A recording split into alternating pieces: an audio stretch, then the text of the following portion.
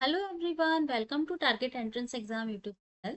हम लोग आज अपने हिंदी का प्रैक्टिस सेट करने वाले हैं। ठीक है, तो जल्दी से आप लोग जुड़ जाइए, फिर हम अपना हिंदी का प्रैक्टिस सेट स्टार्ट करते हैं। उससे पहले अगर आपने अभी तक टेलीग्राम और व्हाट्सएप को ज्वाइन नहीं किया, डिस्क्रिप्शन में आपको लिंक मिल जाएगा, वहां से जाके आप ज्वाइन कर सकते हैं। ठीक है, और उसके अलावा जैसा कि आपको पता है कि आपकी सारी प्लेलिस्ट जो है वो अपडेट कर दी गई है।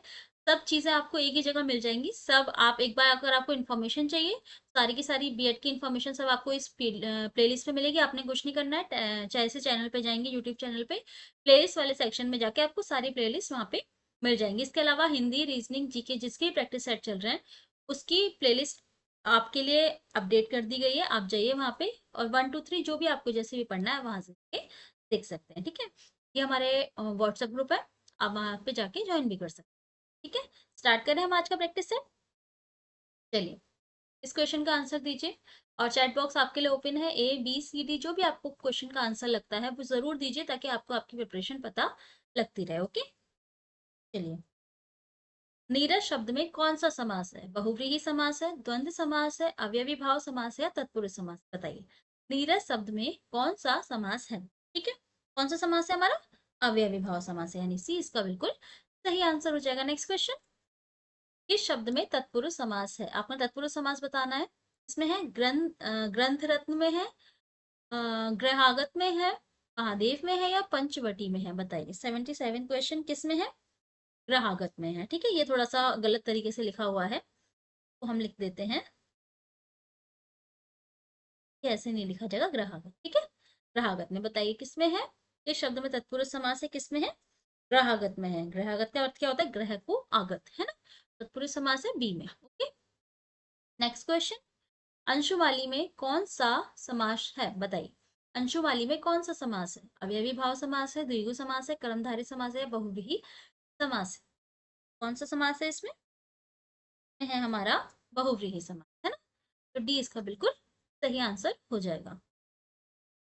चलिए, साथियों, जैसे कि आपको पता है कि बीएड पेस परीक्षा के लिए बहुत ही कम दिन बचे हुए हैं और इन दिनों में बेहतरीन तैयारी करने के लिए आप जो है चक्षु पब्लिकेशन की बेस्ट बुक ले सकते हैं। यहाँ पर ये संपूर्ण आपकी स्टडी गाइड बुक है। इसके साथ यहाँ पर आपको 15 प्रैक्टिस सेट्स प्लस प्रीवियस 8 साल के आपको पेपर भी मिल जाएंगे और इसके साथ यहाँ पर 3900 प्लस आपको क्वेश्चंस देखने को मिलते हैं। तो यहाँ पर आपके सामान्य ज्ञान, हिंदी, कला वर्ग और आपका रीजनिंग, आपको चारों सब्जेक्ट देखने को मिल जाएंगे। थ्योरेटिकल प्लस आपको ऑब्जेक्टिव, दोनों टाइप से आपके क्वेश्चन दिए हैं और सभी क्वेश्चंस का आपको जो संपूर्ण व्याख्या सहित आप देख सकते हैं, यहाँ पर हल भी दिया गया है, जो कि आपके लिए बहुत ही हेल्पफुल रहेगा। इसके साथ ही यहाँ पर कॉम्बो पैक भी इनका है। तो इन सभी बुक्स को लेने के लिए आप लोग जो है नीचे दिए गए डिस्क्रिप्शन बॉक्स को चेक करिएगा, वहाँ पर लिंक दी गई है और वहाँ पर व्हाट्सअप नंबर भी इनके दिए गए, तो वहाँ पर आप व्हाट्सअप नंबर पर भी कॉन्टैक्ट करके इनको ले सकते हैं। और ये रहा इनका जो है कॉम्बो पैक, जिसमें आपको प्रैक्टिस सेट प्लस पूरी एक स्टडी गाइड बुक, दोनों चीज़ें एक साथ में मिल जाएंगी। तो इनको भी आप जो है परचेज कर लीजिएगा। 79 क्वेश्चन, जिसे उचित उत्तर सूझ जाए वह कहलाता है। जिसे उचित उत्तर सूझ जाए वह कहलाता है आशु कवि, प्रत्युत्पन्नमति, प्रतिभाशाली या प्रज्ञावान। जिसे उचित उत्तर सूझ जाए। 79 का A B C या डी? तो क्या आंसर हो जाएगा इसका? इसका आंसर हो जाएगा बी, प्रत्युत्पन्न। ओके, चलिए, नेक्स्ट क्वेश्चन। आपने अब क्या करना है? शुद्ध वाक्य का चयन करना है।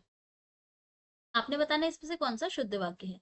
नदी के किनारे बहुत पेड़ खड़ा है, छात्र अनुशासन प्रिय होना चाहिए, अनुशासन प्रिय होना चाहिए, युद्ध मनुष्य को अमानवीय बनाता है या साधनों का विकास करने होंगे? बताइए, A B C या डी? क्या आंसर हो जाएगा इसका? इसका सही आंसर हो जाएगा युद्ध मनुष्य को अमानवीय बनाता है, बनाता है। बताइए, ठीक है। अब आप लोग पूछेंगे इसमें से फिर गलत क्या है। जैसे देखो, नदी के किनारे बहुत पेड़ खड़ा है, ठीक है, बहुत पेड़ खड़ा नहीं होता, खड़े होते हैं। तो यहाँ गलती है, क्या होगा? खड़े होते हैं। ओके, अगर इसकी बात करें, छात्र अनुशासन प्रिय होना चाहिए, इसका छात्र अनुशासन प्रिय होना चाहिए नहीं, छात्र अनुशासन प्रिय होने चाहिए। ठीक है, और रही बात इसकी, साधनों का विकास करने होंगे, करने होंगे नहीं होगा, साधनों का विकास करना होगा, है ना, करना होगा। ओके, तो गलतियां आपको पता लगी इसमें कौन कौन सी माइनर माइनर मिस्टेक्स होती हैं। तो आपने सही वाक्य बताना था, सी इसका सही आंसर हो जाएगा। नेक्स्ट क्वेश्चन, इसमें भी आपने शुद्ध वाक्य बताना है। माँ को अपने पुत्र में ममता होती है, माँ को अपने पुत्र पर ममता होती है, माँ को अपने पुत्र से ममता होती है, माँ को अपने पुत्र की ममता होती है। सही आंसर आपने बताना है। सही आंसर हमारा क्या हो जाएगा, माँ को अपने पुत्र से ममता होती है ना। कारक चिन्ह की इसमें त्रुटि थी, तो क्या आंसर हो जाएगा, सी इसका सही आंसर हो जाएगा। नेक्स्ट क्वेश्चन, इसमें भी सेम क्वेश्चन है, आपने बताना है गीतों की पुस्तक एक ला दीजिए, गीतों की एक पुस्तक ला दीजिए, एक गीतों की पुस्तक ला दीजिए, एक गीत की पुस्तक ला दीजिए। तो सही आंसर क्या हो जाएगा हमारा, गीतों की एक पुस्तक ला दीजिए, यानी 20 का बिल्कुल सही आंसर हो जाएगा। नेक्स्ट क्वेश्चन, नेक्स्ट क्वेश्चन है हमारा, मिंकू खेल रहा है, यह किस तरह का वाक्य है। मिंकू खेल रहा है, सरल वाक्य है, संयुक्त वाक्य है, मिश्र वाक्य है, या इनमें से कोई नहीं। तो मिंकू खेल रहा है किस प्रकार का वाक्य, सरल वाक्य है, ठीक है, तो ए सही आंसर हो जाएगा। नेक्स्ट क्वेश्चन, कौन सा शब्द गंगा का पर्यायवाची नहीं है, इसमें से आपने बताना है कौन सा गंगा का पर्यायवाची नहीं है। ये मैं कई बार आपको बोलती हूँ कि अच्छे से क्वेश्चन को सबसे पहले पढ़ना। अगर मैंने ये क्वेश्चन ऐसे पढ़ा होता कि गंगा का पर्यायवाची कौन सा शब्द है, जो पहला ऑप्शन दिखता मैं लगा देती, है ना, और आंसर गलत हो जाता। आपने नहीं, जो ये शब्द है वो अच्छे से पढ़ना है, क्योंकि हमें कई बार ऐसा होता है कि जो आंसर हमने आता होता है वो भी गलत हो जाता है, ठीक है। तो कौन सा शब्द गंगा का पर्यायवाची नहीं है, बहुत बढ़िया, सरिता गंगा का पर्यायवाची नहीं, नदी का पर्यायवाची, ठीक है। नेक्स्ट क्वेश्चन, पर्यायवाची की दृष्टि से एक युग्म अशुद्ध है, बताइए इसमें से कौन सा युग्म ऐसा है जिसका पर्यायवाची गलत लिखा हुआ है। सरोवर, पुष्कर, कमल, तामरस, यमुना, जानवी, कामदेव, अनुभव, बताइए। और मुझे लगता नहीं ये वाला कुछ आपको दिक्कत लगेगी, क्यों, क्योंकि हमने अभी पीछे पढ़ा था जानवी यमुना का नहीं, गंगा का पर्यायवाची होता है, तो ये अशुद्ध है, ठीक है। नेक्स्ट क्वेश्चन, निम्न शब्द का विपरीत अर्थ बताइए। अर्थ का आपने विपरीत अर्थ बताना है, मतलब विलोम शब्द बताना है। तो अर्थ का विलोम क्या होता है, यथार्थ होता है, स्वार्थ होता है, प्रदत्त होता है, या अनर्थ होता है। तो अर्थ का क्या होता है, अनर्थ होता है, ठीक है, तो डी इसका सही आंसर हो जाएगा। विलोम शब्द क्या होता है, अनर्थ होता है। नेक्स्ट क्वेश्चन 87, दिए शब्द का विरोधार्थक पद चुनकर लिखिए, यानी इसका भी आपने विलोम शब्द बताना है। राग का क्या होता है, निराग होता है, द्वेष होता है, सुराग होता है, पराग होता है, ए बी सी या डी। तो 87 का क्या आंसर हो जाएगा हमारा, राग का क्या होता है, द्वेष होता है, ठीक है।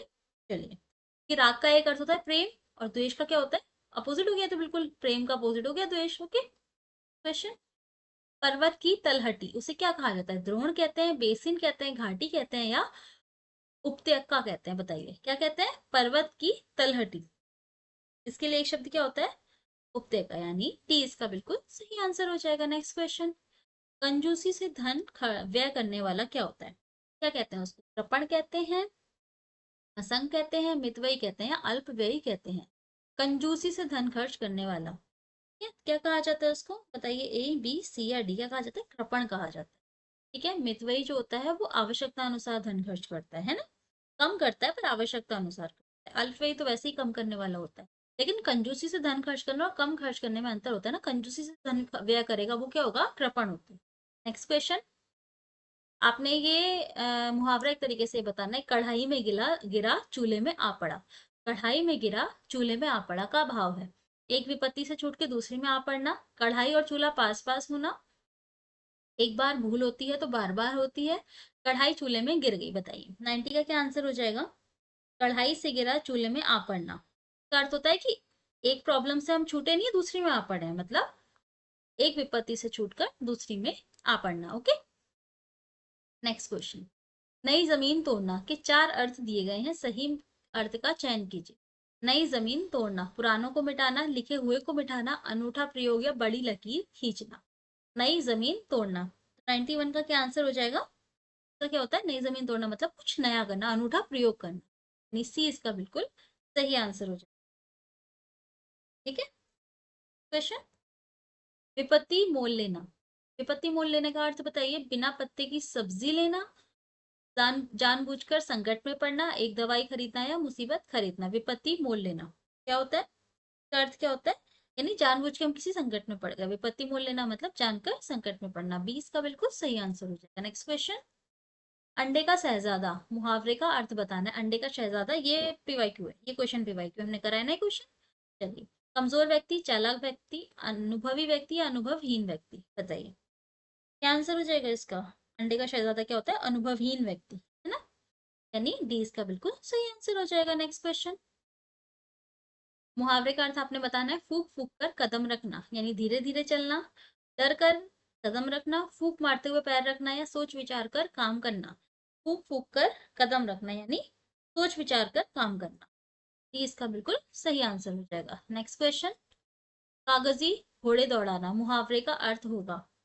कागजी घोड़े दौड़ाना, ABCD बताइए। नकली घोड़े दौड़ाना, बहुत परिश्रम करना, व्यर्थ की लिखा पढ़ी करना, जांच पड़ताल करना। कागजी घोड़े दौड़ाना, क्या अर्थ हो जाएगा इसका?